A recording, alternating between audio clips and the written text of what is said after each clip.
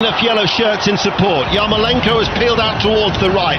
He'll come inside onto his left foot. No, he doesn't. He crosses with his right, and it's cleared away by Declan Rice. Great cover from Declan Rice. Sensed the danger, dropped into the 6-yard box line. Harry Maguire just showed Yarmolenko onto his right foot. You feel that's the right thing in that situation. Don't allow him to come.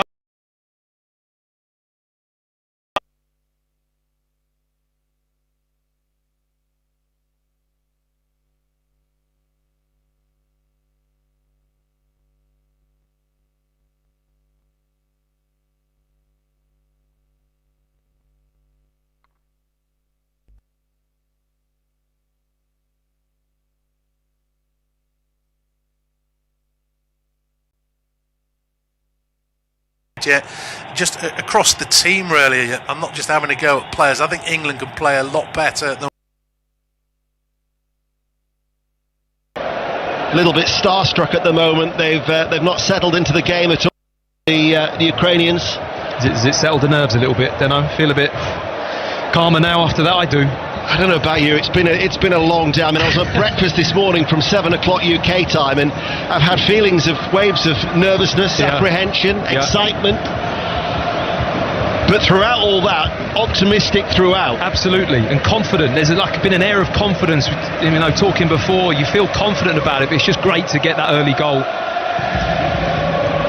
Walker seizes on a space and darts into it, gets there first, charges on the right-hand side, looks for the cutback.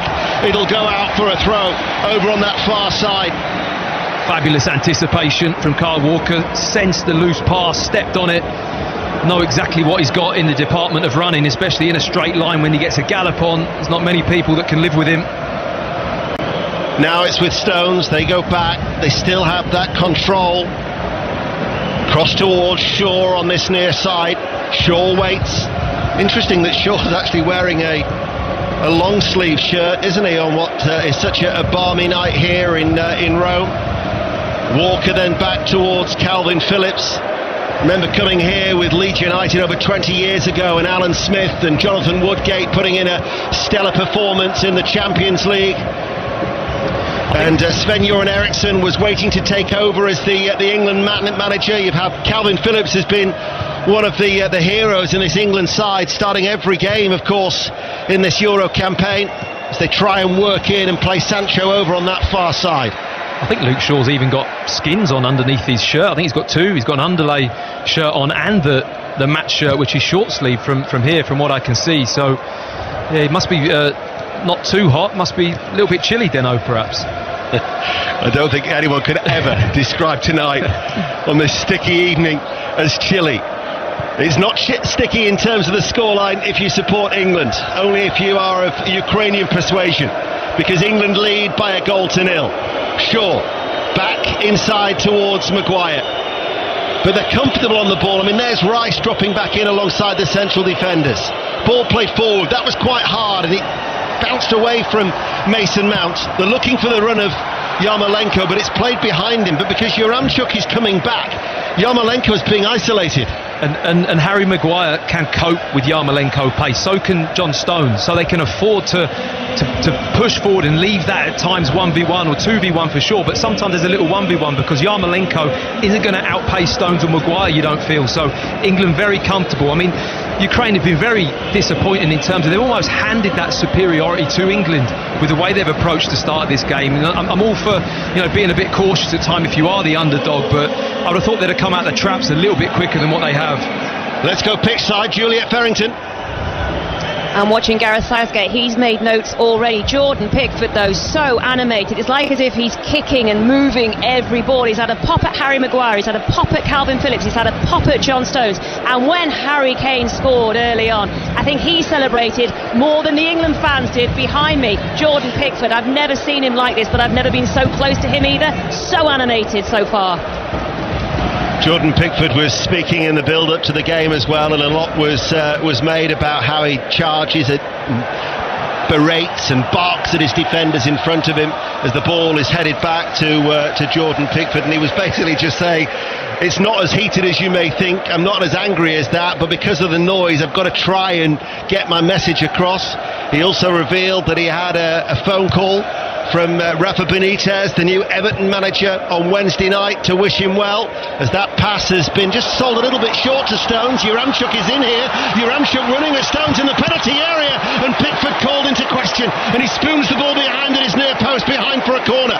Well, that's the first real mistake of the game from England. A loose ball in that area of the pitch, really dangerous. Kyle Walker tries to slip it back to John Stones. Juramchuk seizes on the ball.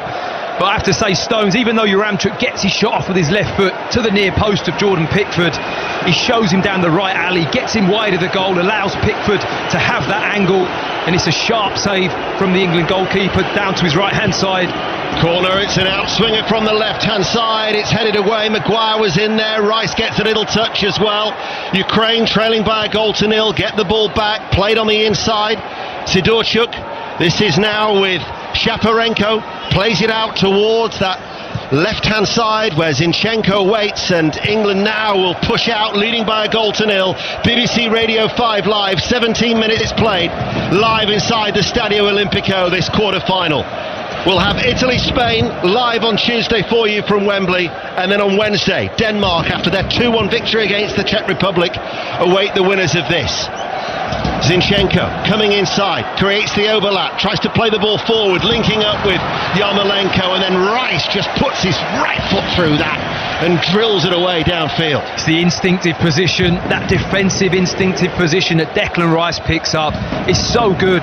It's such a mature head for a player of his age. It really is. He just senses the instinct, that moment, the hole to drop in, the ball pops in there and he clears it. But I'm looking at Jordan Pickford, Deno. It's like he's playing the game with gestures, isn't it? I mean, if something doesn't go right, he's gesturing with his hands. He's so animated in that goal. And to say he had nothing to do for the opening period of the game, probably 16, shows you that mentally he's in the game and he's tuned in. Yeah, it's one of the biggest attributes I think that you probably need as an international goalkeeper, that concentration. You can go long spells without being involved, and then all of a sudden you've got to be switched on, and certainly Jordan Pickford was. As Sterling coming forward now for England, trying to release the ball towards Sancho. Is that a temporary switch, or is Sancho now playing on the left and Sterling on the right as the ball is put out of play? Yeah, I think they've just recently switched it over, whether or not they just feel that change. Sancho coming inside onto his right foot, but I mean, Raheem Sterling's already caused serious problems with that ball for the goal, coming inside and doing exactly that. Whether or not it's just temporary or they're just going to play around with it during the game and just ask a different question of the Ukraine. There's going to be a drinks break whilst the Ukrainian player on that far side is getting some treatment. I think it may well be Matvienko who is hobbling at the moment, so England taking a lot of liquid refreshment on board, and we can get the thoughts of Chris Waddle. Chris, how are you feeling? Are you satisfied with the England performance 20 minutes in? It's a strange game here, to be fair. I mean, it's the goal, great moving on the front foot, pressing Ukraine. You can see Ukraine don't like that type of team player pressing up against them, and then as soon as they scored, they've dropped off, and they've encouraged Ukraine to have the ball, and they've played some nice little triangles. They've had one chance, which was good save by Pickford. I'd just like to sing that, just up the tempo a little bit more. You know, it's all right when you're protecting the lead, but when you drop off completely, which they have at spells, they're giving Ukraine a lot of confidence, and I'd like to see them get down the right hand side a little bit more. Kyle Walker's on for fun. You can get Kyle Walker the ball any time, and then he could link up with Sancho a bit more. That's Chris Waddle, we'll hear more from Chris a little later on. He's in the studio with Mark Chapman as well as Micah Richards and Karen Carney. We've got Matt Upson alongside me here, an established central defender. You know, the reason I know that is that Terry Butcher said you had to play over 20 times for your country to be seen as an established England international. I've just squeaked over him. Just squeaked over the line. But we're here inside the Stadio Olimpico, and England are leading by a 0-0 as play is back underway. Ball pumped long by Buzcan, headed away by Maguire. England emulating what Germany did in 2016 with 4 clean sheets in the Euros. Germany didn't manage that 5 years ago in France, although they did go through in their quarter-final after a 1-1 draw against Italy, winning on penalties.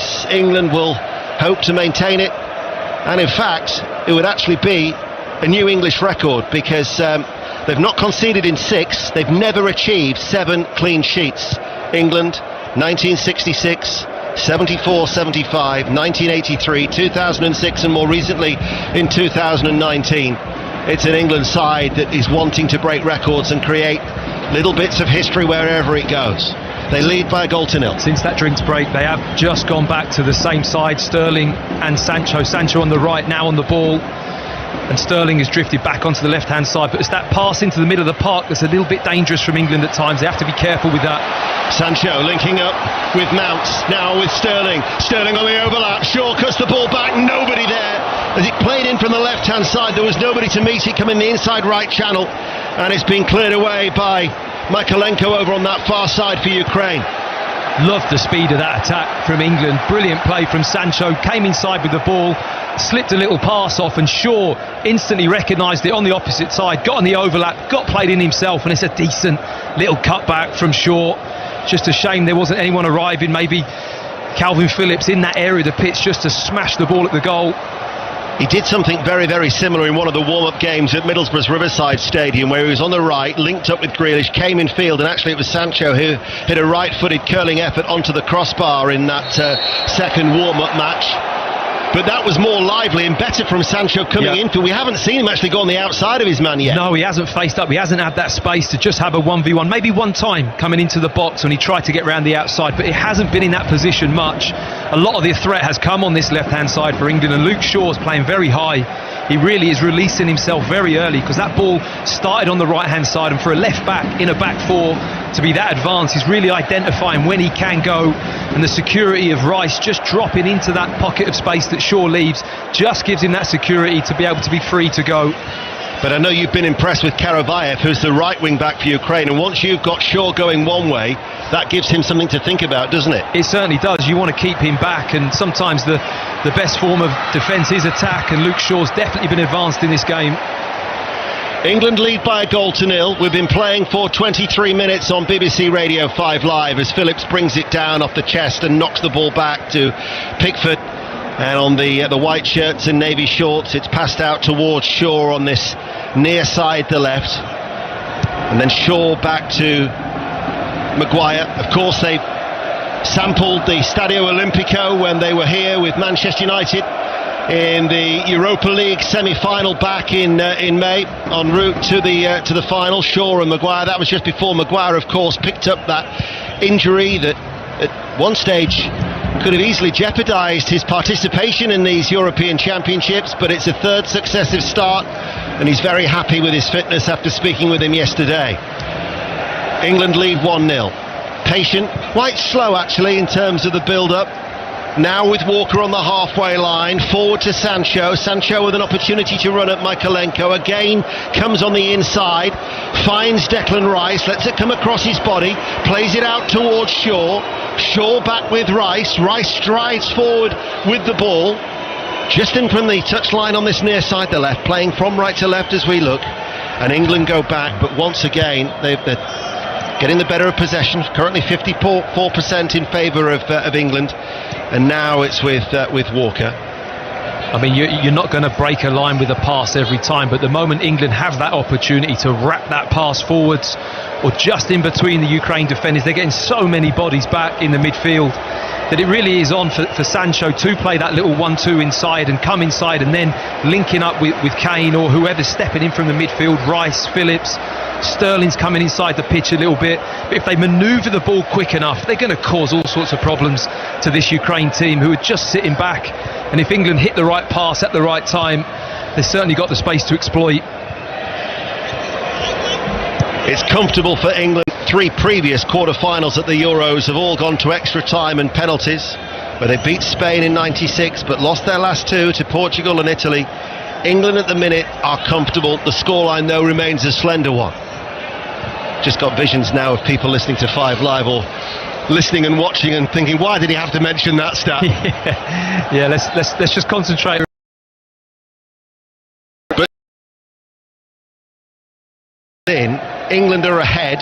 Yep. Haven't created much actually since that opportunity. In fact, I don't think they have created anything since that goal. But apart from the lapse in concentration that let in Yaramchuk, as England with Sterling inside the penalty area. Sterling, does he get a sight of goal? He had the shot, the angle was tight, probably against him. Mount was probably in a better position. Yaremchuk is a heavy pass.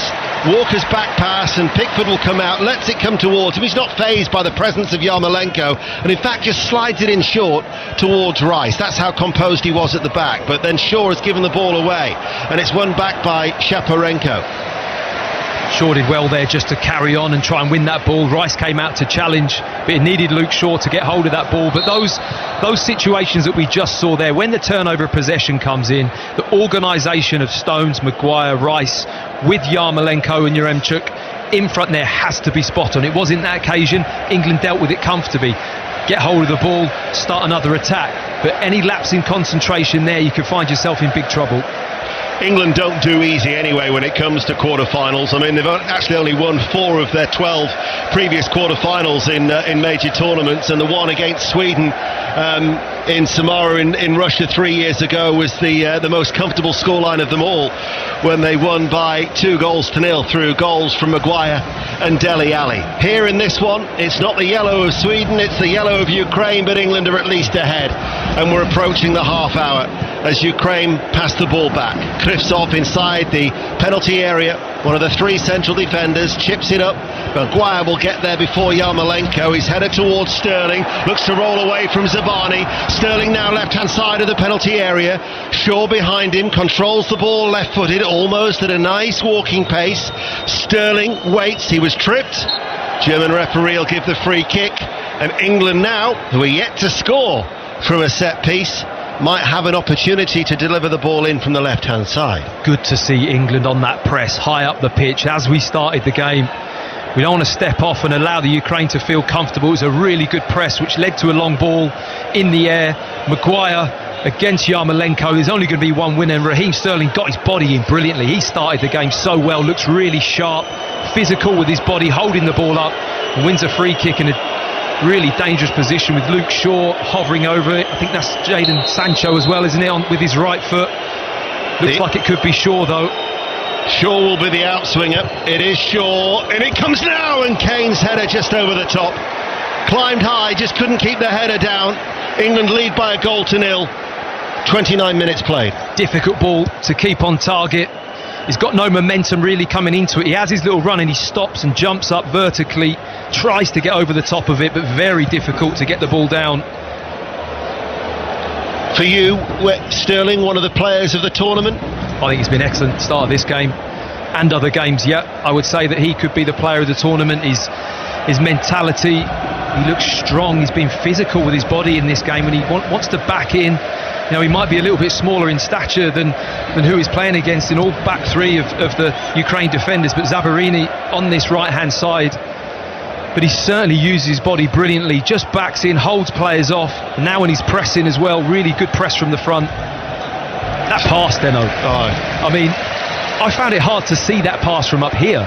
So how he's seen it from ground level, just to flip that little ball into the space, it was fabulous. I mean, Harry Kane was practically almost hiding behind the defender. He was trying to get back on side, which he did brilliantly. So just to weight that pass into that hole of space was absolute world-class moment from Raheem Sterling. Thrilled for him. Remember being in France 5 years ago, there was a section of England support that was actually booing Raheem Sterling, which really affected him. Speaking to Daniel Sturridge in Chantilly, and Daniel Sturridge had to give what I think was about a 9-10 minute interview with me, just coming out and supporting him, what he described him as his brother. And so to see him go full circle, and in fact Roy Hodgson actually called Raheem Sterling into the England squad just for the experience against Ukraine 9 years ago. He then later made his debut against Sweden in 2012. So he's been in and around the England setup for a long time, and he is undoubtedly one of the star players. As Sancho on that far right hand side, England lead by a 0-0, trying to go on the outside of Mykolenko, and succeeds as well, but then Mykolenko just dives in at the right moment, wins the ball, and it goes out for a throw. And we've got about 14 minutes to go to half time on this muggy night in Rome. Ukraine 0, England 1. That's the moment why Sancho's in the team, just to try and isolate Mykolenko on that left hand side of the Ukraine. Doesn't quite pull it off, tries to drop his shoulder, but to be fair to him, the Ukrainian defender just stood his ground, didn't really overcommit, forced him wide, he won the throw-in wide, but I think those opportunities for that isolation, space is so tight, are going to be few and far between. When he gets the ball there, he really has to make the most of it. So it's actually now over 600 minutes since England last conceded a goal. Jakub Moder was the Brighton and Hove Albion player, was the last person to score against England in Poland's 2-1 defeat at the end of March. Ukraine, that could have cannoned anywhere as it's eventually hooked away by Makalenko deep inside their own half on that far side, the left. Sancho turns and runs forward into a bit of space. Harry Kane on the inside. It's with Mason Mount on the far side. Walker joining the attack as well. Sancho tries to slide it forward, breaks back to Mount, in comes the early cross, headed away by Krzysztof under pressure. They were trying to get Kane in there. He'd made that run in towards the near post. England just try and pick it up once more. Shaw, Sterling level with the penalty area. Shaw runs on ahead of him. Sterling waits, he goes on the outside of Karavayev. He's into the penalty area. He cuts the ball back, partially cleared, comes out to Declan Rice. What a hammer shot that was! Beaten away by the goalkeeper. Didn't really know much about it from the West Ham player. Moved in the air, but Ukraine survived, and England were close to a second goal. Well, Raheem Sterling on absolute fire at the moment. The Ukrainians don't know how to handle him. They've got no clue how to deal with this lad. Absolute brilliant play from him. Just commits the defender, slows it up. When he puts the burners on, none of them can live with him. He sees the space on the outside. Brilliant play. The ball into the box. It comes out to the edge. Declan Rice has a touch. It's a real thunderous strike.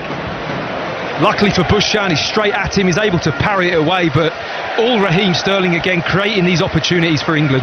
It didn't move. It moved in the air, though, didn't it? It did a little bit. It was lucky. It was straight at him. The goalkeeper just got his hands up and parried it straight out into the edge of the box. But I'm so impressed with the edge of the box when the ball is wide. We've got players like Rice, Phillips, the two centre backs. They're so quick on the front foot for any loose ball coming out of the box at the moment. Chris Waddle back in the studio. Yeah, I've got to say, when England up the tempo, Ukraine can't live with them. That was a great strike by Rice. Great work by Sterling down the left-hand side. A great strike, good save, good reaction save. But when they up that tempo, which Sterling did there, injected a bit of pace, and they've pushed them back, they can't defend very well, and there's more goals there for England. But it's just trying to keep that tempo up. Yeah, it's although to be fair to you, Chris, you said that at the start, didn't you? You said that if England go at Ukraine, they will struggle. Yeah, they will, because they can't defend it. They're not, without the ball, Ukraine are a very weak side, I think, defensively. But when they have the ball, you can see that a lot of them have got good technique. They can play little triangles. They keep the ball moving well. But when England press them and win the ball back high, they don't know how to defend. Krzysztof, I don't think he's going to be able to continue. That's why there's been a stoppage in play. Serhii Krzysztof, the 30-year-old who plays for Shakhtar Donetsk, is wincing a little bit. He's hobbling, and he doesn't look like he's in a position to continue. And how they change things around now for Andrei Shevchenko and his Italian assistant Mauro Tassotti, who they were at Milan together. He draws heavily on his technical expertise. They're going to have to make a change because Krzysztof is going to be substituted, and for the minute Ukraine, oh no, here comes the change. And it's going to be an attacking change, so they are going to change things around now, because this is not a defender who's come on, it's Viktor Tsygankov who's coming on. It's his fourth substitute appearance, described as the golden boy of Ukrainian football. A left winger, also can play on the right hand side. So let's just see how Ukraine change things around. I think it's Mikalenko's dropped to the left side centre back from what I can see. And I think Matvienko's probably just tucked inside into the middle of the back three. The number 22, Matvienko's now playing central of a three from how it looks. And the midfield players come onto the left-hand side. Like you say, he's a left-sided player. Looks to have kept the same shape, just that personnel change. Been linked with a number of Premier League clubs as Viktor Tsygankov, who a very important player for Dynamo Kiev. England lead by 1-0, under 10 minutes to go to half-time. We're live inside the Stadio Olimpico, and after tonight's match, Alistair Bruce Ball and Chris Sutton will be taking your calls on 606 from 10:15. 08085 909 and 693. Zinchenko to Yaremchuk, out to Mykolenko on that far side. Back in field once more. Sihankov gets on the ball now, tries to play the ball outside. Then they come back and then they go all the way back to Matvienko. Forward now to Yaremchuk. Out towards the left. Ball played in. Ball to Yaremchuk. Cuts it back. Yarmolenko is there. Zinchenko tries to get the shot away. Quickly snuffed out though by Mason Mount inside the penalty area. And England, they'll get a free kick on that far side. Half a chance. Was half a chance, and that man Mason Mount read it really well, dropping back into that position. It's such a collective defensive effort from England at the moment, all over the pitch, but it's nice play. That one-touch pass was lovely. Zinchenko saw the run, but that's great instinct from Mason Mount. Gets back in, makes the first tackle, the ball pops loose, then clears it. Straight after that, really important interception. Just looking at the way they're lining up now, Matt, it looks like they've gone to a back four, Ukraine. Yeah, well, it's hard to tell. Look, Yarmolenko on this right-hand side, they could possibly have just switched to a four with Matvienko and Zabrini as the two centre-backs, just sat in there, which they have played before. They're the centre-back partnership if they do play a back four. You feel they're going to have to change something, whether or not they'll do it now or at half-time, because at the moment they're really getting dominated by England. They've had a couple of half chances, mainly through England errors, but they're not really trying to push the ball or press too high. Well, they're going to have a go at some period. I mean, they're still without a clean sheet in the Euros. They've actually beaten the record that was previously held by Romania now. It's 11 matches that they've competed in the European Championship finals, Ukraine, and they've never kept a clean sheet. It's the first time that they're in the knockout stages. They're in the quarter-finals, but they trail by a goal to nil, and we have under 7 minutes of normal time remaining. England lead through that early Harry Kane goal. He's since headed one over, and Rice has had a shot beaten out by Bushchan. Pickford has just had one save to make at the other end. England, though, by and large, have dominated the half. They have. I mean, back to Chris Waddle's point in the sense that the tempo, I think the impressive thing from England has been that they've changed the tempo when needed. It has gone slow at times, and maybe that's deliberate, just to try and lure Ukraine into feeling that they're comfortable. But when they have gone at it, it really has been quick, and Sterling's been at the heart of that, making those aggressive choices and moving quickly. And when England do, they really do open them up. But you're right, Deno, it does look like a back four now. Sterling plays the ball in. Shaw with a cut back. The turn from Sancho. Shoots straight at the goalkeeper. Bushchan spills it. Ukraine get the ball away. The flag was up anyway. Flag has been raised on that far side. Again, Sterling's vision to play the ball in towards Shaw. Actually, Shaw looked like he was onside. Shaw's onside. The offside is the ricochet here, I think, on the second. Shaw's definitely not offside from that picture, but I felt like Sancho, he almost tried to swivel and reverse it into the opposite corner. Instead of getting a really clean strike on it and putting it into the near post, he tried to drag it across the goal from how it looks. Didn't quite get the strike that he needed, but you're right, Raheem Sterling, lovely pass again through to Luke Shaw, who's been a brilliant attacking asset for England in this game. That could have really topped the week off for Jadon Sancho to get what would be his fourth goal for his country. But after his 6 minutes that he made against the Czech Republic as a substitute, it's his first start here tonight. And after, of course, this week making that protracted move to Manchester United, he could have put England 2-0 up. As it is, they still lead by a goal to nil. Ukraine, Sihankov plays the ball back. Zinchenko, Sihankov tries to turn. Ukraine get round the back, and it's turned behind for a corner kick.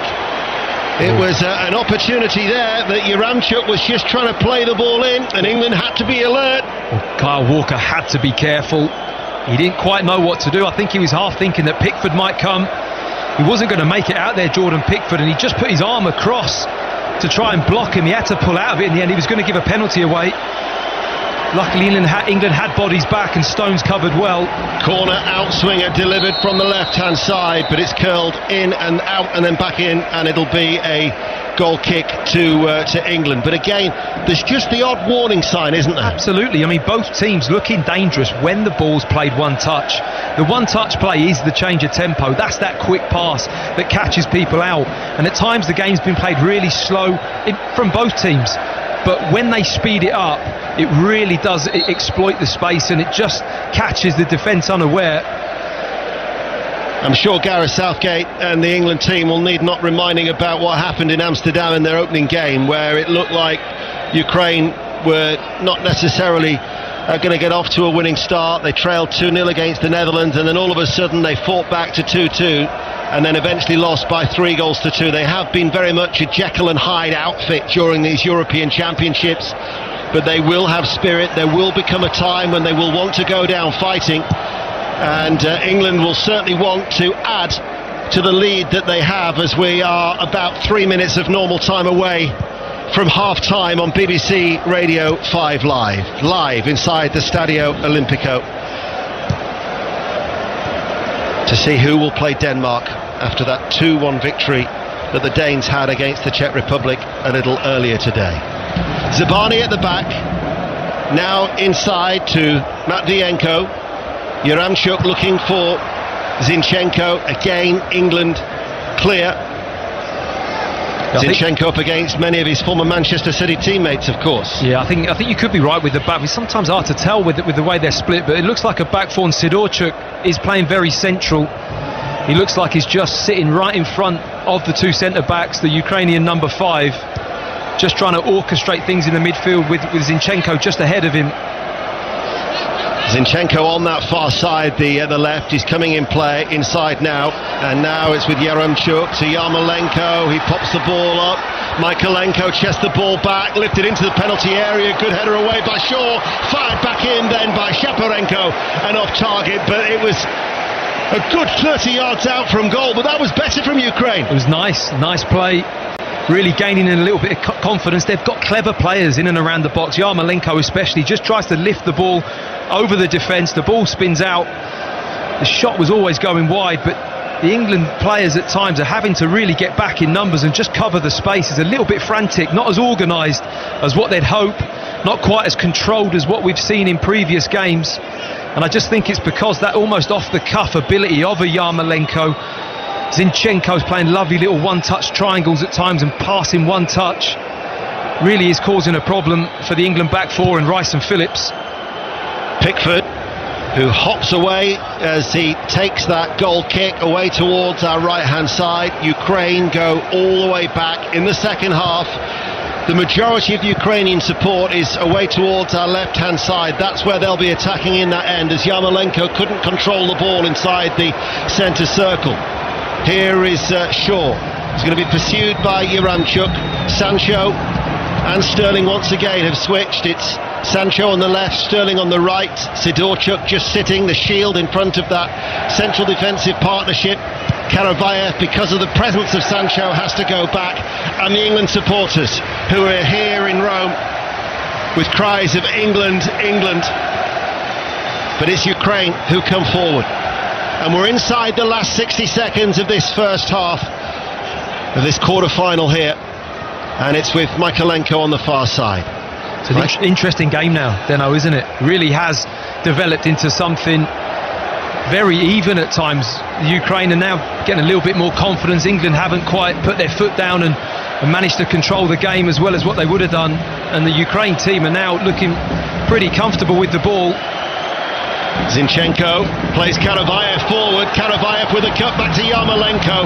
Rice was there before his West Ham United teammate to prevent Yarmolenko getting on the ball. Sancho comes forward. He was caught there by Yarmolenko. He still runs forward. Good refereeing by Felix Brik. Tried to play the advantage. There was a definite foul. It was good footwork by Sancho as well. Probably haven't seen enough of that with him running at the players. Dropped a shoulder lovely, didn't he? Really dropped the shoulder in there. Sent Sidorchuk completely the wrong way, skipped past him and he just clipped his heels on the way through. The referee played a good advantage to see what may develop, but Sancho pulled up and he pulled it back. But They're the type of movements that you want to see from Sancho in the area. He's capable of just gliding past players. Yarmolenko is actually one of the 3 Ukrainians in the starting 11 who, if he was to be booked, would potentially miss a semi-final. He would be a little bit fortunate that Felix Brick did play the advantage, as we just had a rendition of footballs coming home from the England supporters. Many St George's flags being waved away on the right-hand side as we're into 3 minutes of additional time in this first half on BBC Radio 5 Live and the World Service, where England lead by a goal to nil. Sterling, right-hand side, looking to run at Michaelenko, shown on the inside, now goes on the outside. Strong run by Sterling and wins a corner kick, does he? Or did the last touch? The referee will give a goal kick. Sterling can't believe it. No, we're too far away. It's anybody's guess. I can't see from here. Just in the replay, it's a tough one to call. I think it may just have clipped off Raheem Sterling. How grateful are you for this screen here, Deno? It's helping me out a lot, because that is a long way over that far side of the pitch. It really is. But just the purpose of Raheem Sterling, when he gets the ball, he just lifts it. Aggressive decision making, being direct, really has had an impressive first half. Here is Sancho now picking up the ball in injury time. Matt Upson live inside the Stadio Olimpico, where England are 1-0 up. Rice now has it short of the halfway line. Shaw's up with him. Kane, Mount, Sancho in field. It's interesting that Mount and Kane have come out to the left. Sancho goes into a central area. Calvin Phillips has ventured forward. Sterling just provides the width. It's been so difficult for Mason Mount to get on the ball. I mean, the numbers in and around that area of the pitch where he wants to operate, heavy numbers, not a lot of space. We haven't seen him really get on it and try and create anything. If anything, he's just done a lot of work, tracking back, popped up in his own box a couple of times in key areas, but getting that number 10 role on the ball for England at the moment is proving difficult. Bit of a tussle between Maguire and Yaremchuk. Maguire is only now just getting to his feet. Yaremchuk came to have words. I think there was also something said from Yarmolenko. Yarmolenko actually got his yellow card against Sweden the other night at Hampden for speaking out of turn. And once again, he's been quite vociferous and is being told to calm down by the referee. And there's a firm wag of the index finger of the left hand there from Felix Brick, the German official. So in stoppage time in the first half on 5 Live, England lead by a goal to nil.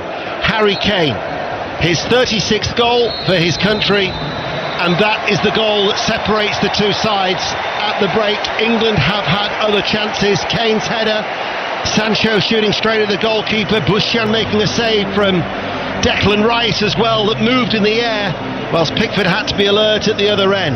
1-0 Matt Upson.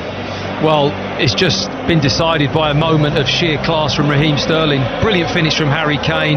Lovely awareness, the lift of the ball, the top-class finish, no doubt. But Raheem Sterling has produced a moment of brilliance in this game with that pass and been a constant live wire throughout the first half. But it's on a little bit of a knife edge in certain areas. The Ukrainians are really coming back into the game. They look dangerous. They look capable of scoring for sure. It's going to be such an interesting second half. But half-time in the Stadio Olimpico, it's Ukraine 0, England 1. Ian Dennis and Matt Upson in the commentary box in the Stadio Olimpico. Juliet Ferrington is pitch side.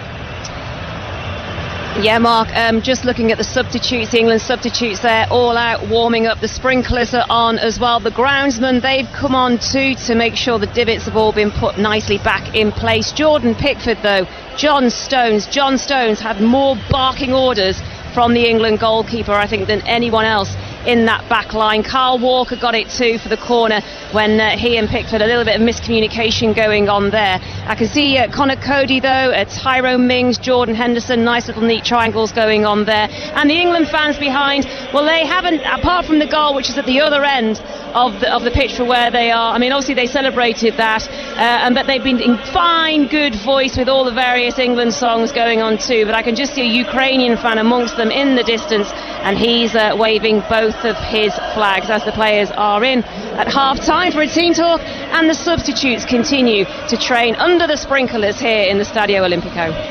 Thank you very much, Jules. It's finely balanced, Michael Richards. I mean, you look at some of the other stats that have come up at half-time. England 52% possession to Ukraine's 48%. Both sides have had 5 attempts on goal. Ukraine a successful pass rate of 88% and England 86%. It's finely balanced. Really is finely balanced. I think we may have underestimated how good of a team Ukraine actually are in terms of they are better on the ball than people give them credit for. I know they drop deep, but when they're actually on the ball, they've got some real quality in there, and it looks like they can hurt England. I've been really impressed with Yaronchuk up front. I think he's an absolute handful. At times they don't know how to deal with him. They may be just missing that cutting edge, but going into the second half, I think the England players will be going in thinking we need to put this to bed. When they got the goal after 3 minutes, you thought it was going to be done and dusted. England dropped really deep. Ukraine pushed up and showed them what they could do. I feel like we've become a bit of a collective on the England game. So when you say we may have underestimated Ukraine, Karen looked at you, Chris looked at you, I looked at you. When you say we... Okay, me. Yeah.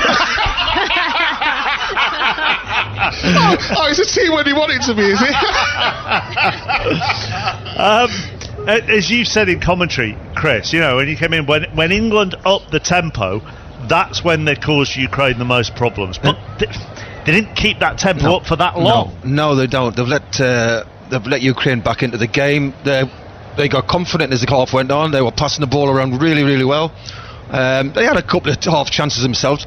Raheem Sterling's been the most positive player for England, and you know when he picks it up and wants to take people on and open his legs, basically he's just pushing it and running. They can't keep up with him. We'd like to see that a bit more. They've got to use the full-backs a little bit more because they're the two spare. Now they've gone to a back four, Ukraine, with the injury situation.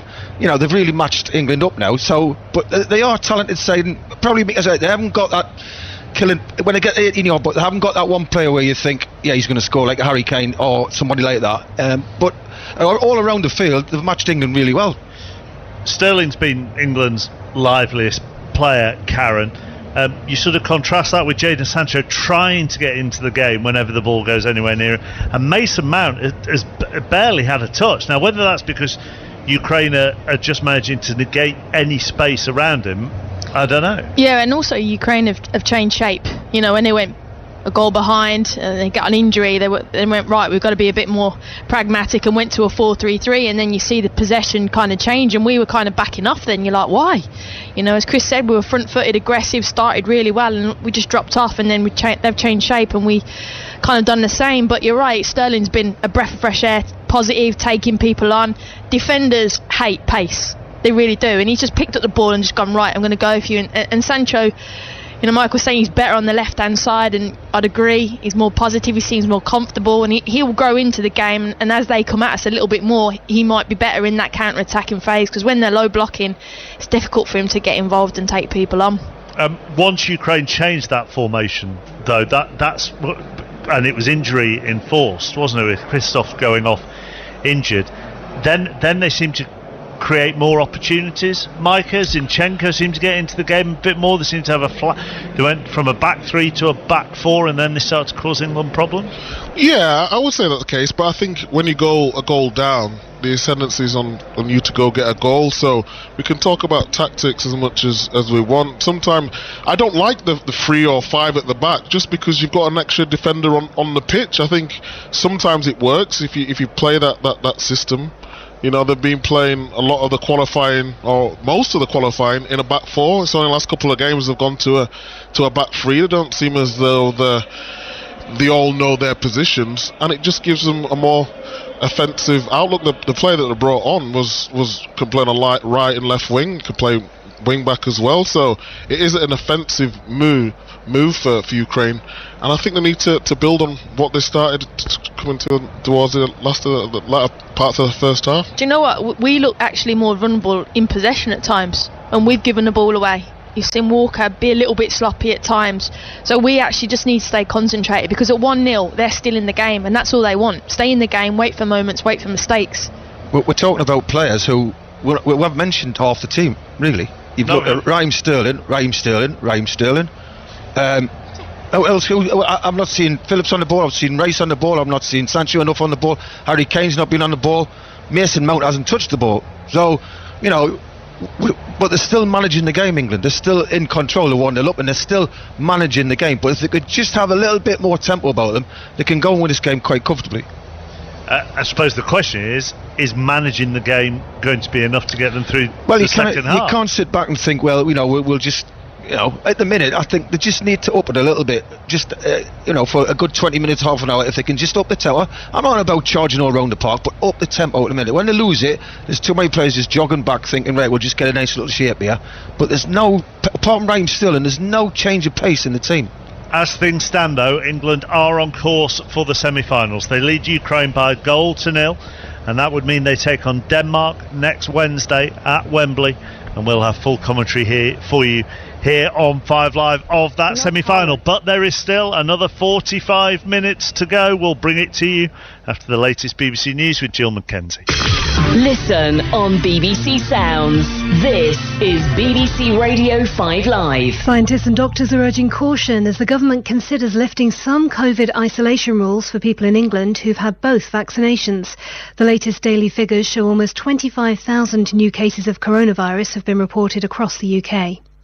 Officials in Florida are rushing to demolish the rest of a tower block that partly collapsed 9 days ago, killing at least 24 people. They say the building won't be able to withstand a hurricane which is heading to the region. The Unite Union says it wants unbreakable guarantees on jobs and conditions for Morrison's workers before it cooperates with any sale of the supermarket. Morrison's says it's accepted a takeover bid worth £6.3 billion from a US investment group. And Ukraine's defence ministry has been criticised over plans for female soldiers to parade in high-heeled shoes instead of army boots on Independence Day next month. An opposition MP described the decision as sexism, not equality. BBC 5 Live. How does a major city reduce its carbon emissions? We are pledged to deliver net zero by 2050. BBC 5 Live presents a special series following the journey of people who live and work in Leeds as it looks to reduce its greenhouse gas emissions. Is it possible for us to meet these really ambitious targets? From homes, travel, waste and leisure time, we'll discuss whether you can go green without making life harder. Leeds, a city on a mission. Follow the story on BBC 5 Live and online at bbc.co.uk/Leeds City on a Mission. The wait is over. Euro 2020. With Mark Chapman on BBC Radio 5 Live. England 1, Ukraine 0 at half-time. Second half on the way. Earlier, Denmark beat Czech Republic by 2-1 to book their place in the semi-finals. Away from Euro 2020, the 18-year-old Emma Raducanu reached the fourth round on her first appearance at Wimbledon. The world number 338 beat Sorana Kirste of Romania to become the youngest British woman to reach the last 16 in over 50 years. Cameron Norrie lost in 4 sets against Roger Federer. In the rugby union, the British and Irish Lions won the first match of their South African tour. They beat the Sigma Lions 56-14 in Johannesburg. Josh Adams scored 4 tries, and India's women beat England by 4 wickets in the third ODI at Worcester. England still lead the multi-format series 6 points to 4. Once the football is over, you can have your say on 606 with Chris Sutton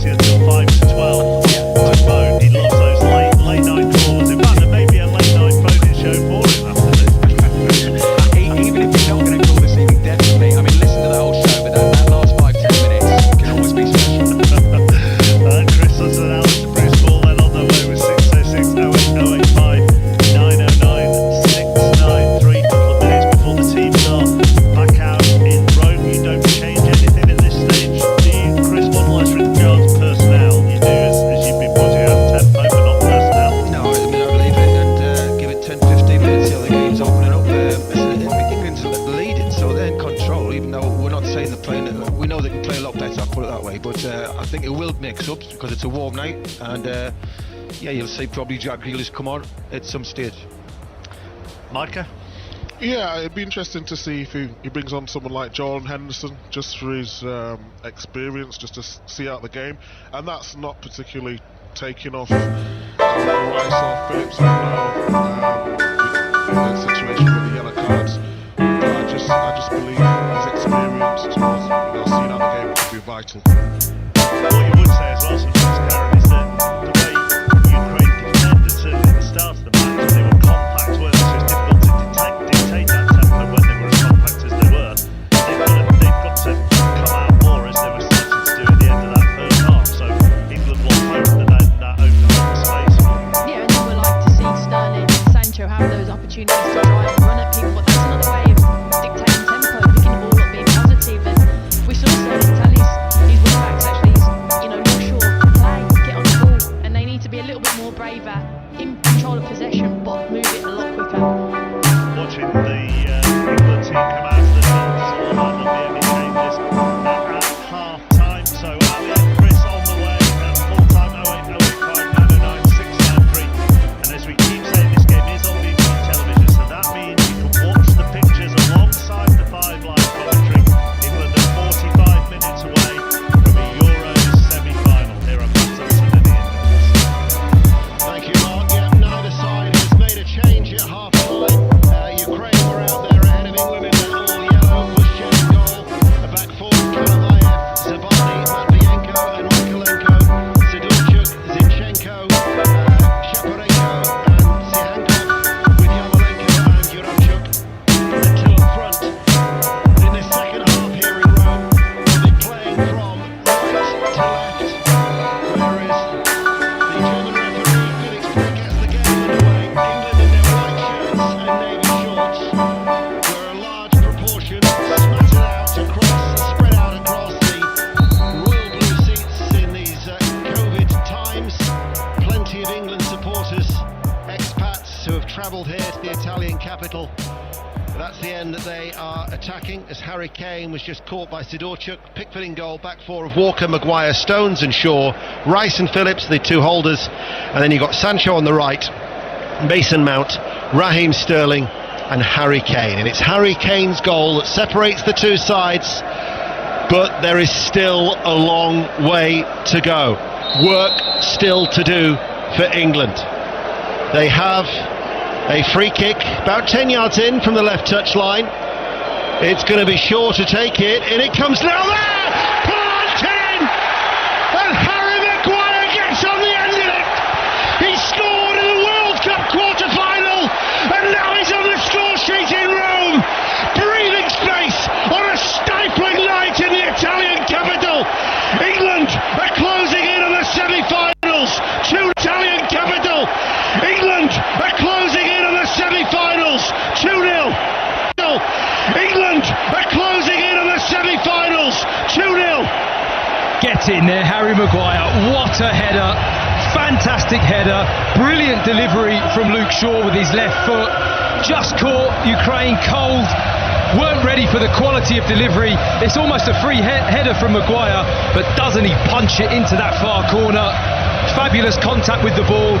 He looks onside. Zinchenko just drops a little bit earlier. Once he gets the wrong side of the defender, he's got too much strength, too much weight in his body just to hold him off. Matvienko tries to get back, and he just guides it into that far post. Brilliant header from Maguire. Fantastic start from England. Brilliant start. 9 of England's 12 goals in the World Cup in Russia came from set pieces. Until then, England hadn't scored from a set piece. They were kings of the set plays in Russia, and now they reign in Rome, leading by 2-0 so early in the second half.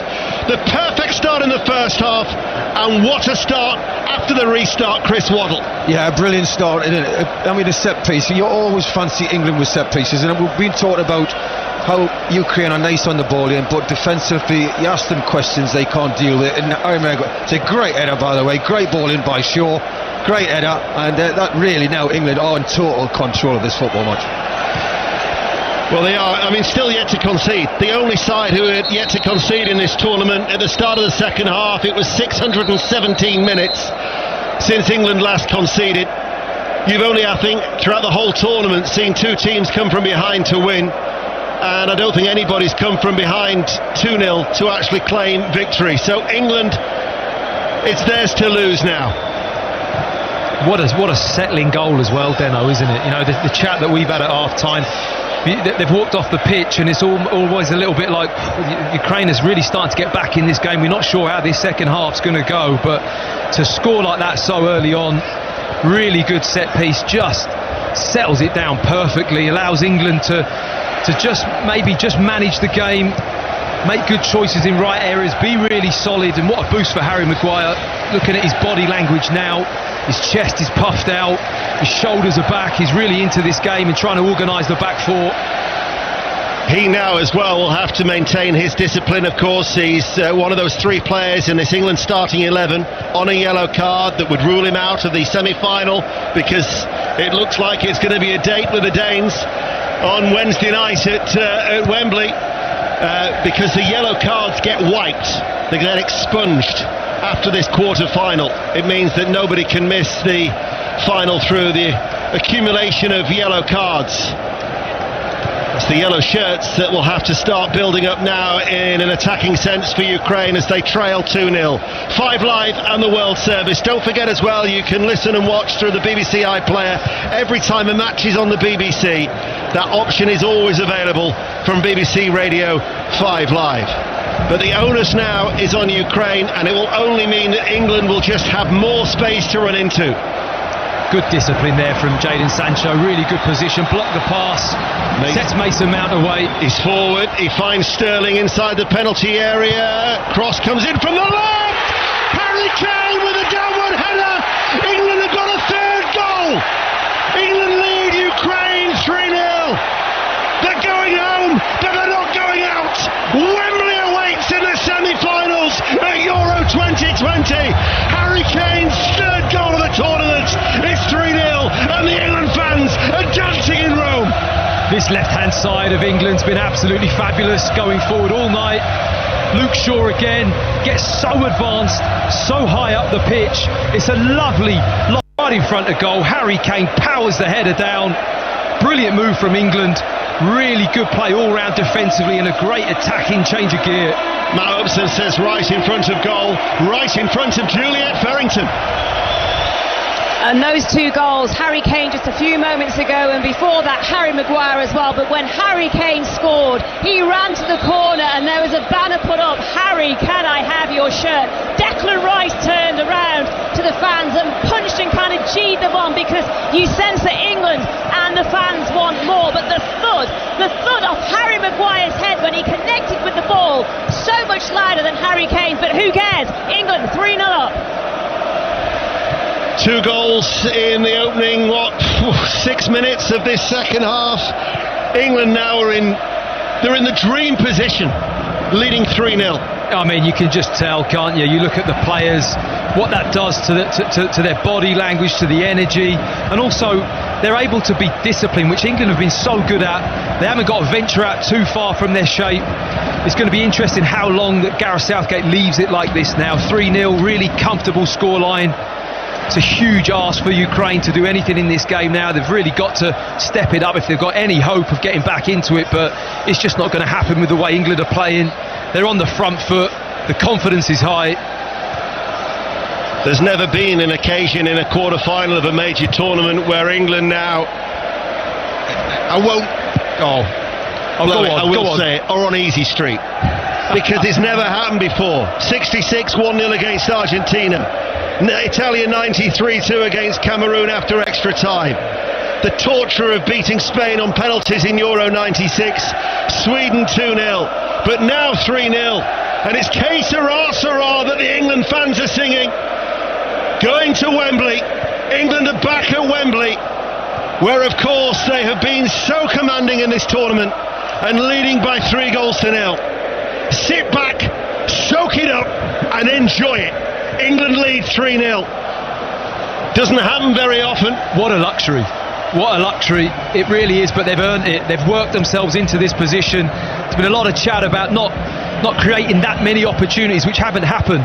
But when you don't concede goals, you don't need that many opportunities to win a game. And when you've got players with the quality that we have and the finishing instinct we've had and the quality of delivery has been absolutely spot on today. Whenever that opportunity has arose, either Shaw, Sterling, Sancho, Kane's in there to finish it off, but the quality into him has really been there, and Ukraine just haven't coped. They haven't had anywhere near enough defensively to cope with the movement and the quality of what we've showed tonight. And the luxury, Matt, of being in this position now is that Gareth Southgate is able to make changes. I think we're going to have a double change. I can certainly see Jordan Henderson coming on down below.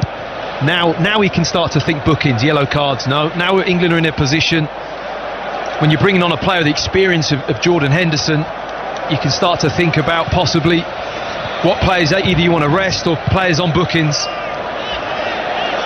England lead by 3-0. 2 goals in a 4-minute period in the second half, and they're 3-0 up.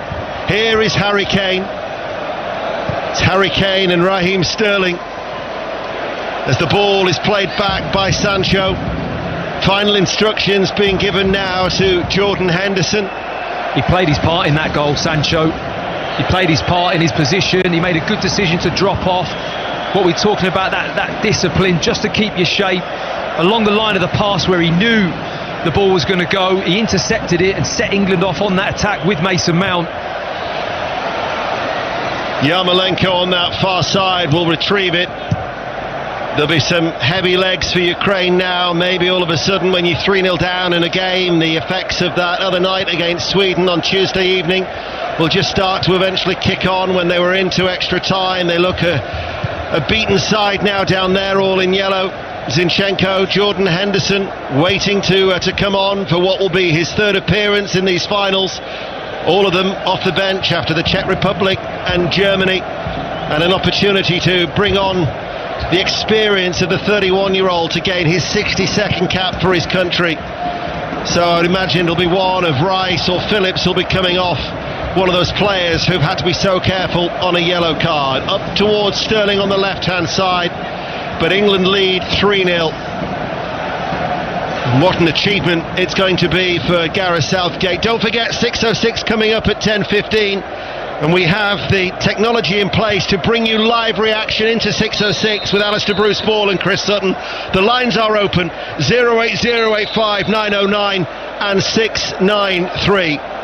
But it's going to be Italy-Spain on Tuesday at Wembley, Denmark against England, who will meet at Wembley on Wednesday night. And it is going to be Declan Rice who's going to be coming off, and Jordan Henderson is going to be coming on, and he acknowledges the England support in all areas of the Stadio Olimpico. Well, he's just had a fabulous tournament so far, Declan Rice. What he offers the team, the defensive strength, the protection that he gives the back four, that maturity he has of a player of his age and appearances is absolutely phenomenal. And what a character, great character in the group. Can understand why Gareth Southgate took him off, because he's going to be crucial in the next round for England. 3-0. England's record win in the Euros is that 4-1 success against the Dutch in 96. One more goal and they could be setting that record too. Remember, they're on course to try and achieve 7 successive clean sheets, which has never been done by an England side before. Harry Kane picks it up, but he's on course for a hat-trick. He's already scored 3 for his country. Yeah, I mean, just before Rice goes off, and then the foul was given there. I can't remember whether the ball came from the right-back position in the Ukraine team. Maguire was so tight to him, really pressurising him, and Rice was sniffing about in front of him. They managed to win the ball, steal the ball. It's that type of thing that England have done so well. That instinct, that defensive responsibility that they've shown all over the pitch from attack to defence has been really good. It really is a solid team at the moment. And like you say, the clean sheets is just a clear indicator of that. Such a difficult defence to break down, and he's proven that in this tournament. They're playing with such confidence, they're keeping the ball at the back. Henderson plays it all the way back to Jordan Pickford. The Ukrainian support, the majority on that left-hand side, have been silenced as Walker infield now to Calvin Phillips, able to turn, quickly releases the ball. Maguire forward now. Here is Mason Mount running forward. Mason Mount looking for Harry Kane. Cut out by Zabani to Sidorchuk, pressed by Jordan Henderson, chested forward by Kyle Walker, and England win the ball back. They're suffocating the Ukrainians. Fabulous play, great passing, breaking lines. Mason Mount receiving the ball on his back foot on the turn, brilliant take. It was a difficult ball to take in. He just tries to slide Kane in behind. Unfortunately, I think it might have been Matvienko just read the pass, but lovely play again from England, so relaxed and so smooth. And looking to come forward at every opportunity. They're relaxed, the game looks safe for England. And remember that statistic about Raheem Sterling. Raheem Sterling, he'll be wanting to get on the score sheet as well. He's got a couple of assists, but he's had such a terrific tournament so far. But it's Harry Kane with 2. And Harry Maguire as well, finally from a set piece. He was only saying yesterday when we were talking to him, it's about time that we scored from a set piece. Sancho now on the right hand side, can't get past his marker on this near side, the left, which is Mykolenko, and it's cleared out of play for a throw. And you look at the quality and the strength and depth that England have, and those beleaguered Ukrainian defenders are looking at Phil Foden, Marcus Rashford and Jack Grealish warming up right in front of them. Yeah, well, Gareth Southgate, Steve Holland deep in conversation for some time now, just standing outside of the England bench in the technical area, and I'm sure that's exactly what that conversation is. They're looking at it thinking, who can we take off, who should we bring on, how are we going to manage this game out. They've got Jordan Henderson on the pitch, which is a big plus point, and I think from now on they're going to start to just slowly. Both of them, I'm not sure if they were anticipating having those conversations with an hour gone, and England 3-0 up. Matt Upson, former England central defender, with us here live in the Stadio Olimpico. Micah Richards, Chris Waddle, Karen Carney back in the studio in Salford with Mark Chapman on a night where England are heading through, and they're heading through comfortably, leading Ukraine by 3-0.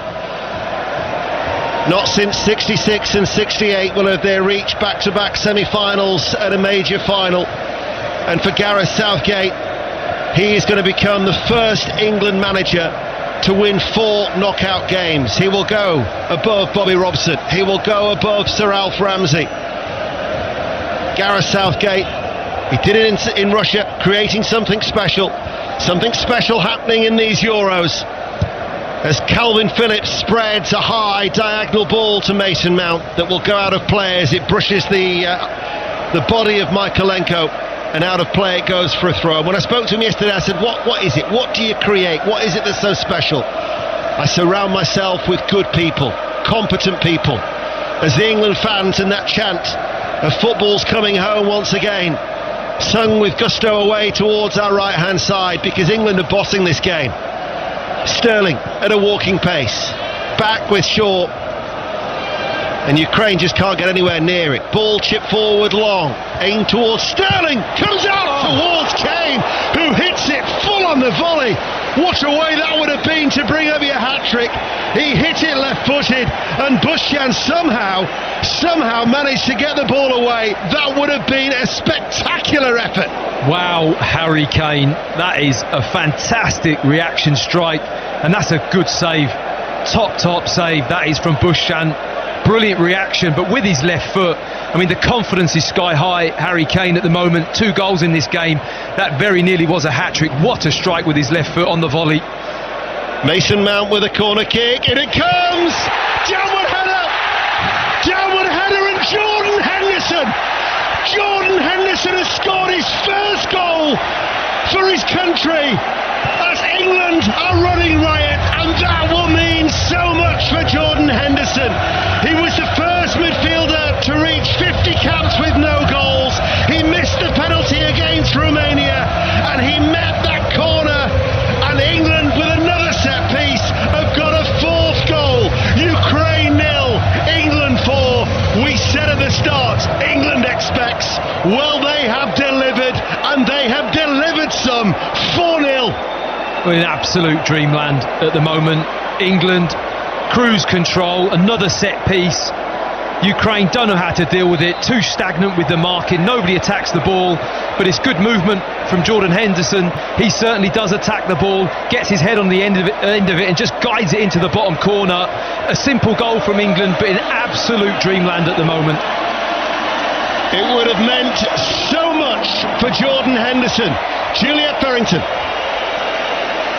And you could tell by the smile, the huge gleaming smile on Jordan Henderson's face, how much that did actually mean. We haven't seen that smile for so long. And Deno, I can just see over there if you want to take it away. A triple substitution on the cards for England. Yeah, triple substitution is being made. Whilst it's being made, Chris Waddle, what are your thoughts? It's how many you want to score. They've been excellent second half. The tempo's been right, and once that second goal went in, we kept talking about how bad Ukraine were defensively. Set pieces, I mean, the goals are a joke for them, but England's tempo has been brilliant in the second half, and they could get 5, 6, 7 if they want to. Well, already it's looking like it could well be a record win, and Matt Upson not surprised to see Gareth Southgate taking full advantage, but he's giving such an ovation to Raheem Sterling. Pat on the hand, pat on the back, because he's been terrific again. Top draw, absolutely top draw. Star man in this performance, Raheem Sterling. He really has took the game to Ukraine. So aggressive right from the start. The intent that he had with his play and the quality that he's got at the moment, this confidence oozing out of him with an England shirt on. And I'm not surprised to see him come off the pitch, give him a break, keep him fresh for the semi-final. So the changes that we've seen, Trippier has come on for Shaw, Rashford has replaced Sterling, and Jude Bellingham coming on for Calvin Phillips. And we're not even midway through the second half, and England lead by 4-0. How are you feeling if you're a Ukraine defender right now, and you've just seen the fresh legs come on the pitch? They're a little bit leggy as it is, they're not defending well, they look tired on set pieces, nobody's locking in to the men, they're very static. To see those changes in the pace that's just come on the pitch with Marcus Rashford, I mean, how that's going to impact the game. And if England still want more, and they're positive and they break the lines and they're progressive with their passing, they could really start to tear this apart. Not that they haven't done so already, but it could get messy. England's unbeaten run is going to be extended to 11. Just a word of caution, they've failed to score 5 times now in their last 31 games, but 2 of those 5 have been against the Danes. So they'll look to try and settle that score on Wednesday night, because Gareth Southgate is in a position of luxury with 66 minutes played, that his side are leading 4-0, and already he can start plotting and planning for that semi-final. And it is a remarkable achievement. Let's not forget that the first time in 53 years that they're at back-to-back semi-finals of a major tournament. Well, there's another set piece at the moment. Marcus Rashford, just a brilliant driving run on the left-hand side, went past 2 or 3 players, and another corner for England. This could be dangerous as well. In comes the corner kick. It's delivered towards the far post, and Maguire on the stretch cannot get there, and it will go out of play for a throw. You ask Gareth Southgate what does he do? How does he get this type of reaction? I think he has so much depth to this squad, and I don't mean in terms of quality of play. I mean how he looks at them. I think how he treats people, how he communicates with people, and he sees things in their training, in their body language that aren't really probably that much to do with football at times. It's about how they are, what mood they're in, how they're coping. And I think he looks into all these little things, and he has people around him, good people around him that can see that as well, little snippets of information. It really does form a strong bond in the group. The way he treats people and communicates with the players is such a high advanced level. You're really seeing a good reaction from the group in this tournament. It's been fantastic so far from England. Well, stay tuned to BBC Radio 5 Live, because we'll try and bring you as much live reaction pitch side here in Rome in the Stadio Olimpico into 606, which is coming up with Alistair Bruce-Ball and Chris Sutton. 08085 909 693 is the usual number to call, because England are going through to the semi-finals, and they lead by 4-0, and only now are we at the midway point of the second half. We were saying at half time, still work to do, don't rule out Ukraine, but Ukraine have just simply been blown away. Well, now it's 4-0. I just wanted to ask you, Deno, if you're going to celebrate with a ham and cheese toastie later. Well, to be honest with you, I'll celebrate with anything if I can get my hands on it here in Rome, and I'll make the most of it, because when we get back, we're isolated for 5 days. It's been worth it. This really has been worth it, hasn't it? To see this display, the result at the moment. So privileged to be in the ground and witness this type of performance in the second half. England have kept the ball so well. The passing's been better. It's been crisp. They've moved it quickly, whether it's sideways or not. Doesn't matter, they've really wrapped the passes in, and when they've upped that tempo, as Chris Waddle's spoken about most of the game, Ukraine just cannot deal with them. Well, England's last time here in the Stadio Olimpico as Sancho picks up the ball. Manchester United's new signing passes it to his new clubmate Marcus Rashford. They combine, Sancho in the penalty area snuffed out. England's last visit here in '97, when you might remember Paul Ince, blooded and bandaged. Was Paul Gascoigne's last competitive match actually for England in that goalless draw where they qualified for the World Cup in '98, as Pickford comes out, slices it, didn't really get on that, comes out then to Yaremchuk, and his effort was low and blocked, and England have recovered at the back because they'll want to keep that clean sheet. But Rome was a special night that night. Gareth Southgate was a player, he was part of it. This is a special night, and he is a manager, although at the minute he's not too happy with that lapse of concentration. No, and in fairness to Jordan Pickford, he's holding his hand up, he's patting his chest, he's saying it's on me, it's my mistake. His starting position wasn't bad, a tiny bit of hesitation, but he just didn't read the bounce of the ball, tried to almost get his left foot up and get a bit of shape on the volley clearance, and he just sliced it straight up in the air. Put his team in a little bit of trouble, and I'm not sure if it was Yaremchuk or one of the players, if he'd have come onto it and just lobbed him, he was off his line. If there'd have been a good connection, could have easily conceded a goal. And you're right, I think you'd see a real bad reaction from him and the back four. That clean sheet, even though it's 4-0 and it may not have a bearing on this result, but as a defender, as a goalkeeper, and I think all across this team, because they've defended so well as a team, it's so important to hang on to that clean sheet. It means the world, and that's what you want to see in your players. You want to see that reaction, that desire, no matter what the scoreline, not to concede a goal. It's the pride of the back four especially, and the goalkeeper, so to see a goal go in would be a real dent in that. Whilst you were talking there, Matt, and the official attendance tonight in a ground that would normally hold 70,000 is 11,880. Wow. But I just took my headphones off, and there's a buzz. There is just a buzz around the stadium, and it is emanating for anybody wearing a white or red or indeed a royal blue England shirt, because they've witnessed a performance here where they're going through to a semi-final. There'll be the clamour, of course, maybe for tickets. I don't know, it's probably already sold out for that semi-final, but the expectations will continue to rise as England lead Ukraine 4-0, and Dominic Calvert-Lewin is going to be coming on. It will be the fifth and final change made by Gareth Southgate. So again, what trust that he has in Phillips and Maguire, who's on a yellow card on the pitch, and it's Harry Kane who comes off. He's going to rest one more player. England will fly back tonight. They will fly back triumphant with 18 minutes remaining.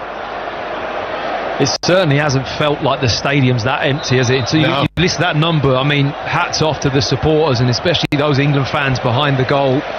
They've been in a great position to see plenty of goals right behind Bushkan's goal. But they've done themselves proud. The support they've given this evening has been absolutely first class. And this is the ovation for the England captain, Harry Kane.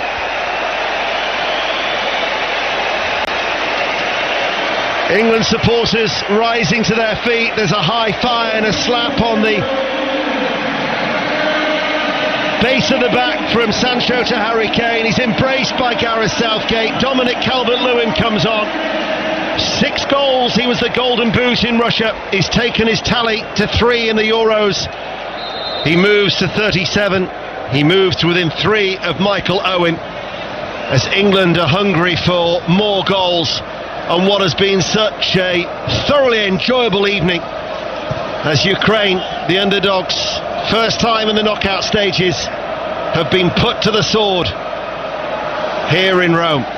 Very nearly a hat-trick from Harry Kane as well. I mean, his left foot volley was definitely good value for a hat-trick. But with those goals tonight and how England are playing, there's absolutely no doubt that he'll be eyeing that top scorer in this competition. He'll want the golden boot. That's how driven he is, the type of person he is. He wants those personal goals as well as the collective ones. Opportunity for Makarenko to come forward. Makarenko, who replaced Sidurjuk earlier in the game. Shot comes in from distance from Macareno, beaten out by Jordan Pickford. Again, you've got to praise the concentration levels from Pickford, because hasn't really had much to do. No, and he doesn't. But he never looks calm, does he? I mean, with 4-0, but he never looks that calm goal. He's very animated, Jordan Pickford. He wears it out there with his facial expression and how he is. But he opts to just punch this ball. It's flying right at him, but there's a fair bit of movement on it. And if you're not sure as a goalkeeper and you don't know whether your handling can just cope with that kind of dip on the ball, I suppose it is a safer option just to parry it out. But he does parry it high and just outside the 18-yard box. But some might say it was a bit of a bizarre choice, but he got the job done. Let's go pitch side again here in the Stadio Olimpico. Juliet Farrington.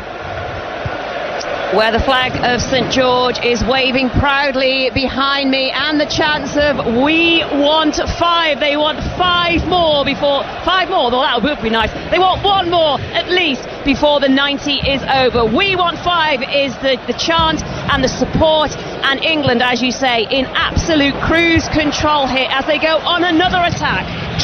Sancho with a cross from the right hand side, kept out. And out of play it goes for a throw. It'll be an England throw, level with the penalty area on this right-hand side. Gareth Southgate just talking, get his instructions across, telling John Stones and Harry Maguire just to calm down. I mean, even now at this stage, he's still trying to get messages across to his players. It doesn't matter what stage of the game, what minute, what the scoreline is. It's a mentality, it's a culture. It's something that's being developed with England from Gareth Southgate, and you can see it on the pitch. Just a moment ago, it was a fantastic ball from Jordan Henderson. One touch round the corner over the top to set away another attack, and he's had some impact on the game, hasn't he, since he's come on? Defensively good, scored a goal, his passing been good. It's really reassuring to see him come on and look as good as what he has done. On my little screen to my right hand side, it says England currently qualifying to the semi-final, and it will be Denmark who they will play against the after they beat the Czech Republic by 2-1 earlier today. The quartet, that semi-final lineup, is now known.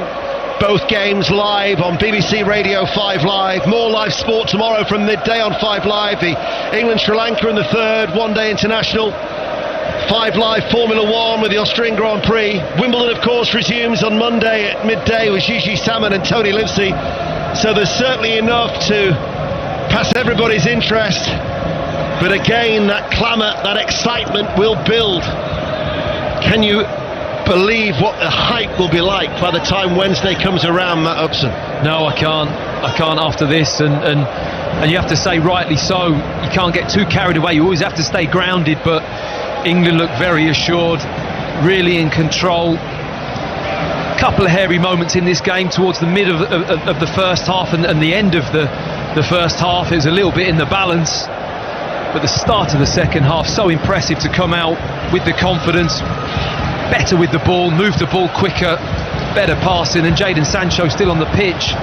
It's good for him to get a full 90 minutes under his belt. I'm sure Gareth Southgate will be pleased with his performance too. England lead by 4-0. 13 minutes remain on a night which will certainly set many records. Yarmolenko inside, Yaramchuk back to Makarenko, and Andrei Shevchenko, who played against England on 5 occasions when he was a player, and he was some player, as I'm sure you know. He only scored 1 goal in a 2-1 defeat. He won 1 and lost 4. That was actually in that game where you were part of the squad, Matt, in Dnipropetrovsk in 2009. As Ukraina on the attack now, and there is Harry Maguire to cut it out, and out of play it goes for a throw. His first Premier League goal was for Chelsea in a 2-1 defeat at Middlesbrough, where Gareth Southgate got their first win in the Premier League as Middlesbrough manager, and Gareth Southgate coming out on top with a scoreline that he said when we spoke to him yesterday, I won't be satisfied if we're going home on Sunday. Well, they're going home tonight. He's going home with a smile on his face because England will still be in the competition, leading by 4-0 at Wembley. At Wembley, by the way, where they've won 25 of their 28 competitive home matches since 2012. Here is Zinchenko, out towards the far side. Yarmolenko in the penalty area. Gets the shot away, blocked, out behind it goes for a corner kick. And even now, even when the game is safe, England's desire to get another clean sheet is apparent for all to see. Yeah, just another little change of gear from Ukraine, moved the ball nicely wide to the right-hand side. But such as you mentioned, the desire of the England players, we've got some fresh legs on the pitch as well now, able to get out, smother the ball wide. Corner comes in from the right-hand side. It's an in-swinger, met though by Dominic Calvert-Lewin at the near post as England lead 4-0, and we have 10 minutes remaining of normal time. England win the ball over on that far side, and it's dragged all the way back and then played back towards Pickford, and Pickford puts his left foot through that, and there's no way that Marcus Rashford is going to get on the end of it. So they've won 25 of the 28 competitive home games at Wembley. The 2 defeats were against Spain and Denmark, I should add, in 2020, and of course the draw against Scotland. But during those matches they've scored 77 goals and only conceded 9. It's a very, very impressive record. It's a record that will certainly be the foundations as they look to try and be in the final next weekend. 5 Live and all the build-up between now and Wednesday with the Daily Euros, and we'll get all the reaction as well for you if you're unable to stay with 606 and Alistair Bruce Ball and Chris Sutton. Then the Daily Euros, to be downloaded in the morning, will bring you all the reaction from here in Rome, available through BBC Sounds, and of course through BBC Sounds you can still listen to BBC Radio 5 Live. But what a night here in Rome. Just looking at John Stones as well, we haven't really mentioned his name particularly, but he's been a huge part of this performance too. His positioning, sometimes as a centre-back, he is the type of centre-back that can go through a game a little bit undetected. You know, he's not a player that is at the forefront all the time, but what he does in terms of his positioning, the way he covers Harry Maguire, it's been really, really good. He drops off at the right time, very comfortable with the ball. He's looking a far more assured, confident centre-back than what I've seen him before in an England shirt. And why shouldn't he feel like that? We look so solid at the back. Ball hit up towards Rashford. Rashford trying to get on the end of it, but racing away from him. And 9 minutes remain. But Ukraine 0, England 4. And England going through to the last 4 of the Euros. Italy, Spain, England, Denmark. The Danes have been impressive for what they've had to experience, of course, on their opening game against Finland. But know each other well, the two sides, from their encounters in the Nations League. But England forward, Trippier on that far side, infield to Mason Mount, who I'm sure will benefit from the 90-minute run out. I mean, I know at times you said that he wasn't on the ball as much in the first half, after of course he had to self-isolate. Sancho on this right-hand side. Sancho now goes on the outside of Mykolenko. He's into the penalty area. Mykolenko gets goal side, and the referee suggests that there was a foul there. It'll be a free kick to Ukraine. Wow, what a recovery, piece of defending from Mykolenko. It's absolute odds on that Jadon Sancho got the better of him there. He had the yard, he was across his body, but Mykolenko does brilliantly to get back in, get his body in, shields the ball out and wins the foul. Fantastic piece of defending. Here is Ukraine forward now. Zinchenko to Makarenko. Left-footed, chipping it out to Karavayev, but closed down. But back to Mason Mount though, Deno, I think a lot of that not being able to get on the ball was just the nature of the game more than anything. I know that you can allude to the fact that it wasn't sharp enough or movement wasn't good enough. I think it was so congested. Here is Yaramchuk on the edge of the area looking for a consolation. Just stepping forward was Bellingham, up to Calvert-Lewin. Calvert-Lewin plays it back. That opportunity. I mean, Gareth Southgate at the start of the tournament, he didn't want 26 in a squad. He only wanted 23 because he felt it left more unhappy players. I mean, White, Saka and James are the unlucky three not to be involved in the matchday squad. But if anything, and the way that he's just moved things around, it's just added to the strength and depth and the quality that England are able to use. I mean, Phil Foden and Jack Grealish, but not required tonight. No, but you know, you can do that. He's so inclusive of every player, Gareth Southgate. You saw the first thing he did after we beat Germany at Wembley was turn to the bench and hug and congratulate all the substitutes that hadn't played that much of a part. That's the type of manager, that's the feeling he's created in this group. And it's inclusive of everyone, and you can see that everyone's happy to step in, do their bit for the team, and when they need to drop out for whatever reason, they do it, they accept it. Doesn't seem to be any sulking, anybody complaining about it, and that's the vibe that you get out of this group. That's the vibe that he's created in the England camp, and it's powerful. It's a powerful thing to happen. And the next game, you'd have to say that Denmark have a little bit of that too. They've got something going on. Every player's excelling. They're playing maybe beyond their usual levels. It's going to be a really interesting matchup for sure. Can I just say that we are in Rome and we're not in Madrid?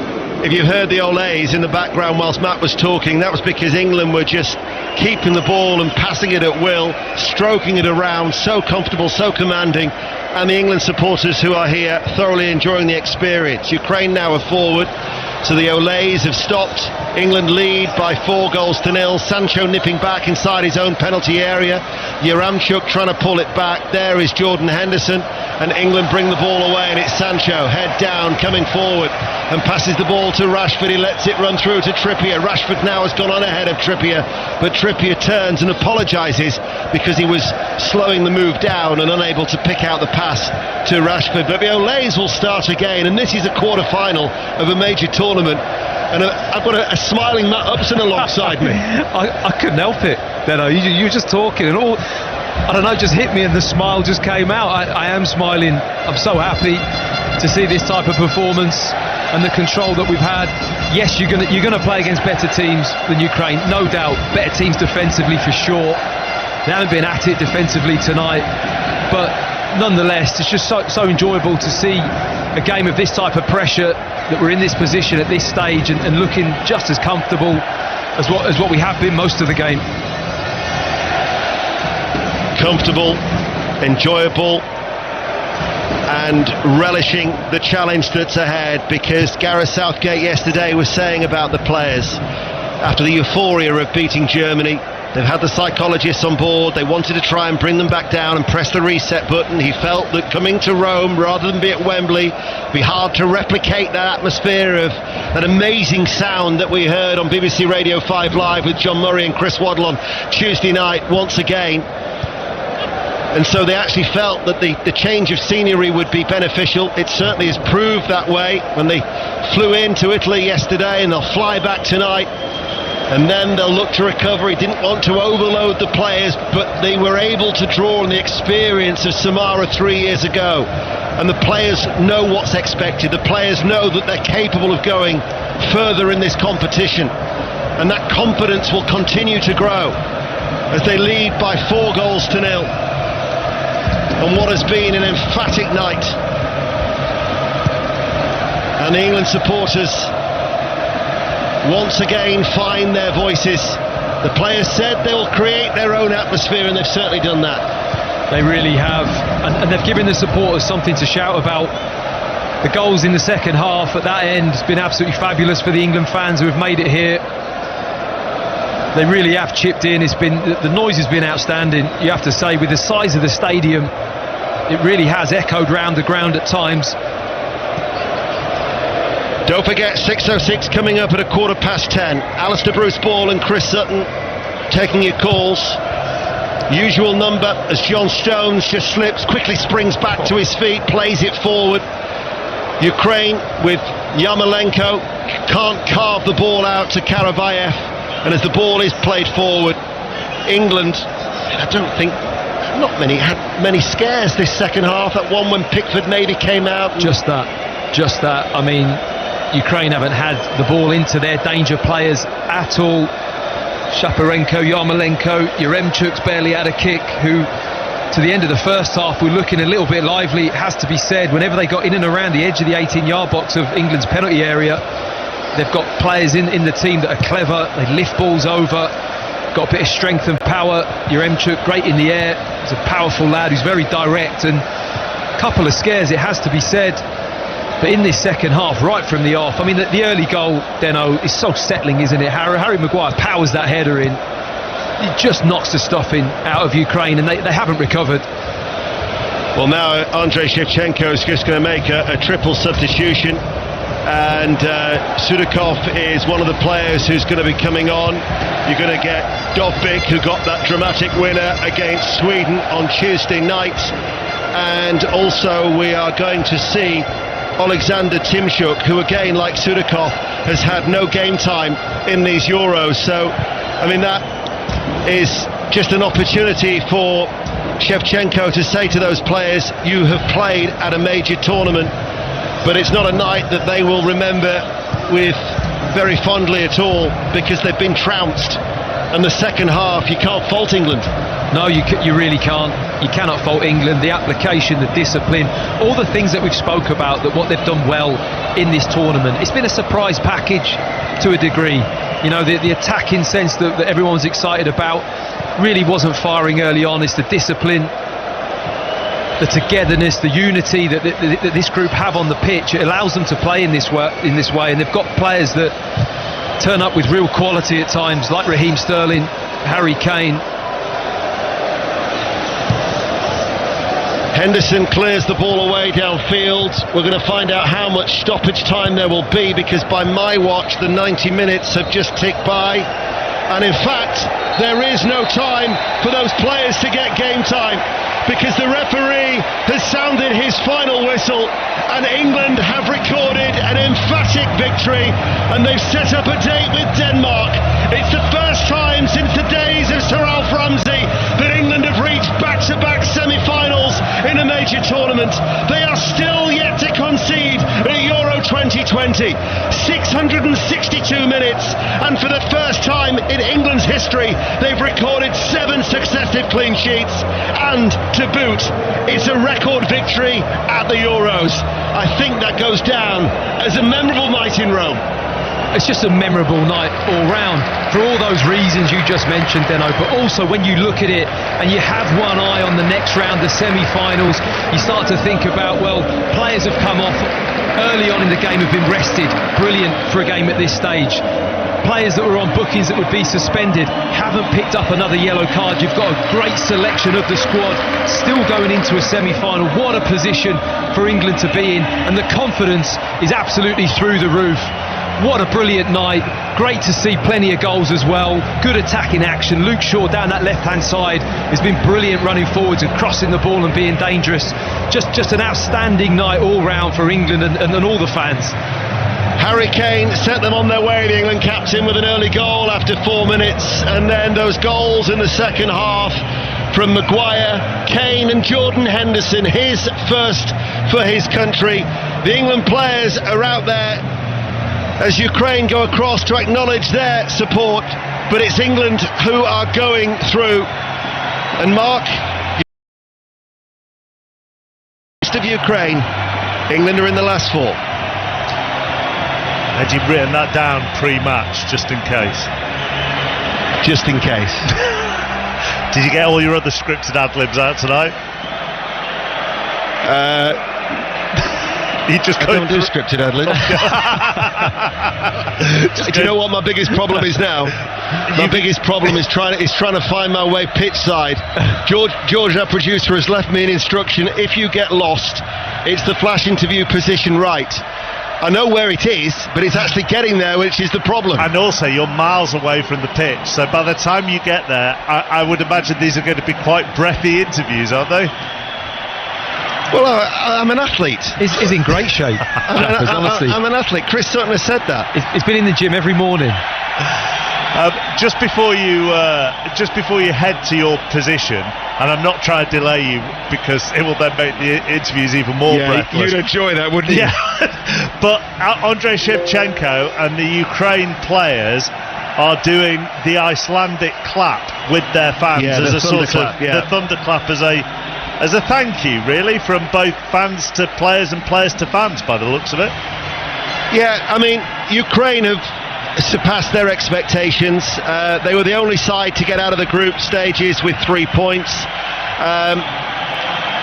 He's done well in getting them to this tournament. There were calls for him to resign after they didn't do so well for Russia in the World Cup. Hello guys, so we have Ukraine versus England Euros 2020 quarterfinals match